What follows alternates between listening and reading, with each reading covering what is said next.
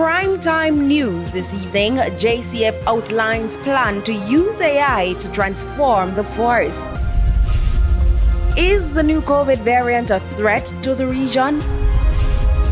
And how the smuggling of exotic animals could lead to a disease outbreak.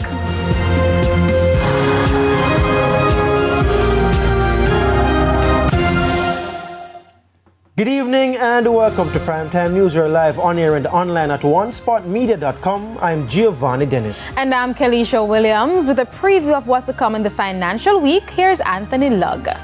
Thanks, Kelisha. Well, Scotia Group Jamaica has reported a solid performance with net income reaching $9.2 billion. I'll give you the details later on in the financial week. And to tell us what's to come in sports, here is Spencer Darlington. Thank you very much, Gio. We have got a lot to come, but there were two Jamaican winners at the Rome Diamond League meet today, and the West Indies continue to struggle on their tour of the UK. We'll tell you all about that in Primetime Sports later. West Indies struggling. What's new?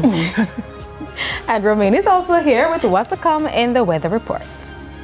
Thanks, Kelisha. Over the weekend, we are expecting an increase in shower activity across western sections of the island.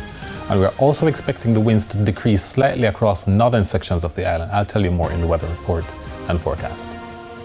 There's also sports commentary and e-primary this newscast, but before the break, here's the feedback question. This evening, we're asking, what are your expectations of the Racers Grand Prix? You can share comments online, facebook.com/televisionjamaica, or post on X at TVJ News Center. Please stay with us. Primetime News returns right after this break.